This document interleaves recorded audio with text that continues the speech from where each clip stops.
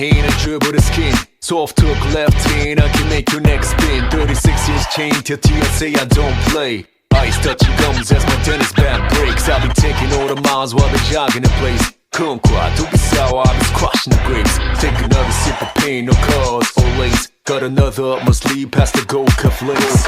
Digital on a stick, 30 seconds a split. Smoking like a Pinto or a lab experiment. I'll be calling all the shots, be it Curry or Kobe. I got a fast tongue, so I know your girl know me.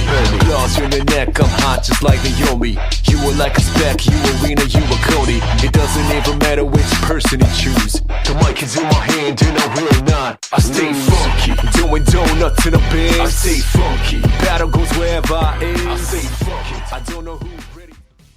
So, let's just say this off the bat. Firstly, if you're in any way at all familiar with the world of indie games and or roguelikes, there's no way you haven't heard of The Binding of Isaac in some capacity. When you think of a roguelike, this is more than likely one of the first games that comes to mind, with many other popular ones too, I'm sure. Coming from the developer Edmund McMillen, creator of another indie classic, Super Meat Boy, and its honestly overhated sequel in my opinion, Super Meat Boy Forever, it was an instant banger. Super Meat Boy, being the sequel to Edmund's and Jonathan McEntee's Newgrounds Flash game in 2008, simply dubbed Meat Boy, was a prototype for the real game, an incredibly hard platformer about a skinless human trying to rescue his girlfriend from an evil fetus in a jar. Seeing the success of the original Flash game, in 2010, Edmund and Tommy Refens worked together under the name of Team Meat to create the full and polished game. The game featured over 300 levels of pain-in-the-arse, rage-inducing difficulty, especially those dark worlds. But it was a huge success for him, which by 2012 the game had already sold over 1 million copies. This, thankfully, allowed Edmund to delve into really whatever ventures he wanted now as a game developer without money being a risk, which is where we get to The Binding of Isaac. Originally starting from a game jam in 2011, Edmund and his friend Florian Himsel were tasked with creating a Legend of Zelda roguelike for the jam. This game was originally an outlet for Edmund to showcase his feelings of both the positive and negative aspects of religion, stemming from his Catholic-turned-Christian family disputes as he grew up. The game was a pretty big risk to Edmund, but it was one he could definitely take after the huge success of Meat Boy. So, with the success of the Flash game of Isaac after it released, in September 2011, Edmund dropped the game on Steam to, at first, little to no reception. That was until Let's Players got their hands on it. A very notable Isaac YouTuber who started bringing the game more popularity was Northernlion, a man who has played a fucking insane amount of Isaac, with his first gameplay being released on September 29, 2011, and continuing to upload deep into Repentance's lifespan, the final Isaac DLC released in 2021. Isaac YouTubers are still a predominantly large thing online in my opinion. It's a game that'll never die with the community it has around it. But a few YouTubers that I personally enjoy that have or still play Isaac are Tears of Grace, who was the YouTuber who actually got me back into the game in 2015, Huts, Cerny, and Lazy Madman. Following the original Binding of Isaac and its expansion Wrath of the Lamb's success, Tyrone Rodriguez of Nicholas offered his services to help port the game to console. Edmund was interested, but only under the condition that the game was recreated outside of the Flash engine so he could add additional content he had to forgo due to the limitations of the engine and fix bugs found after the game's release. Agreeing on this, the two began to work together, and in November of 2012, The Binding of Isaac Rebirth was announced, with a 16-bit art style overhaul to be implemented along with hundreds of new items and gameplay fixes / improvements. So finally, releasing on November 4, 2014, with many DLCs following over the last 10 years, we see Isaac as the completed vision it is today. This game has been a part of my life for as long as I can remember now. On nearly every console and device I've owned, I have a copy of the game and at least 100 hours of playtime on it. I've achieved Dead God, which, by the way, fuck me, took 600 hours on PC, and I'm currently working towards getting the Platinum Trophy for the game on PS5. I mean, for God's sakes, I even have 3 separate tattoos of the game. I don't think I could dick ride this game anymore if I tried. But, before I show off my Mega Satan tramp stamp, let's just get into the plot, will we? The Binding of Isaac, both the original and Rebirth, are based off of the biblical tale of Isaac, which occurs in Genesis 22. The story recounts of how Abraham, Isaac's father, was commanded by God to sacrifice Isaac in a test of his obedience towards him. So, hearing the command and not wanting to fail him, Abraham ties up Isaac and is about to sacrifice him, when God intervenes at the last moment, stopping him. His order was intended to test Abraham's loyalty to God. Now, bringing it over to the Binding of Isaac game, it's definitely a different take on the story. So, let me set the scene for you here. Isaac and his mother lived alone in a small house on a hill. Isaac kept... I'm kidding. So, seriously, in the game's version of the story, God instead talks to Isaac's mother, where he then issues her the same command as Abraham received in the Bible to prove the loyalty to him. He claims Isaac is full of sin and must be purified. So, with that, and not wanting to disappoint him either, his mother starts to destroy and take away anything of joy Isaac has. Pictures, toys, and anything else. But that's not enough to God. He then issues her one last command. In order to prove her full devotion to him, she must kill Isaac to rid him of sin. Accepting this order, she grabs a kitchen knife and enters young Isaac's room, where he runs into the closet and finds a trapdoor to the basement, where the game truly begins. As you've seen through the gameplay in the videos so far, the Binding of Isaac is a top-down shooter. Your main form of attack in this game is shooting tears, swinging bone swords, or shooting short-form lasers, with literally hundreds of different items and synergies creating wild and varying tear effects. But, before I go on, I did just want to say that I've honestly barely played Flash Isaac, as big of a fan of the series as I am.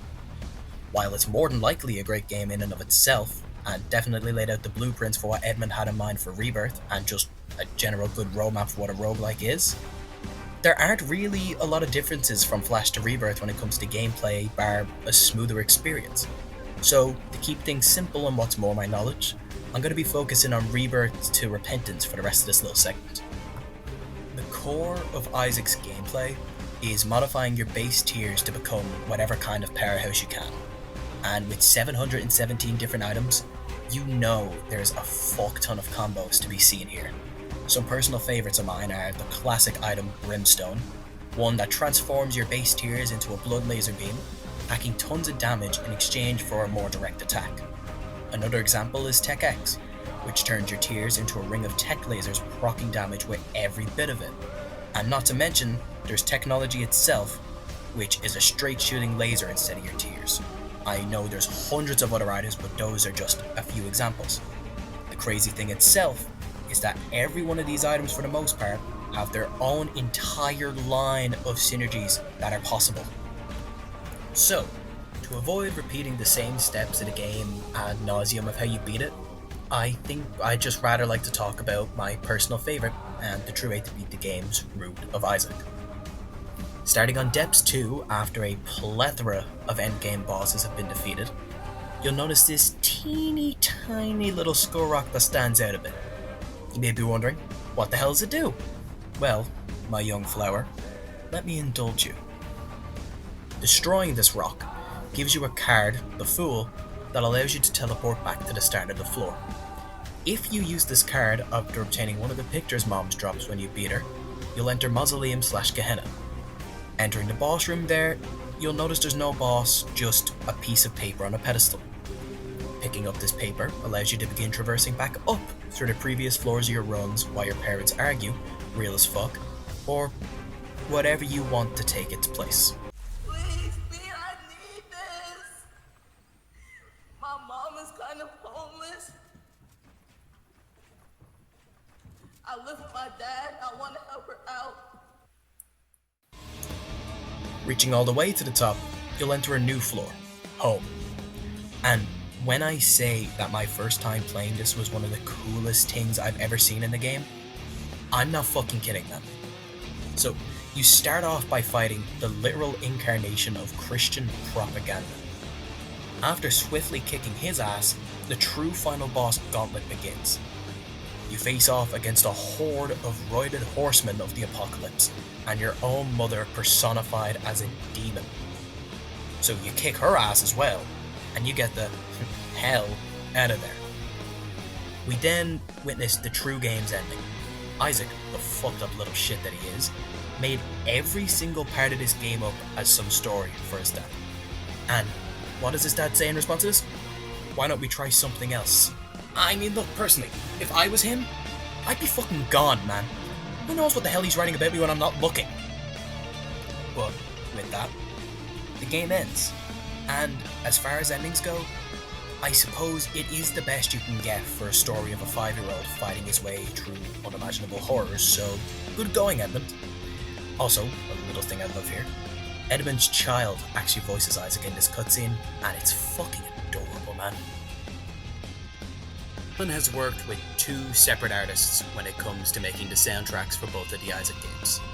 Danny Baranowski, who also made the amazing soundtrack for Crypt of the Necrodancer for the original game, and Ridiculon, who made the soundtracks for Rebirth, Afterbirth, Afterbirth Plus, and Repentance.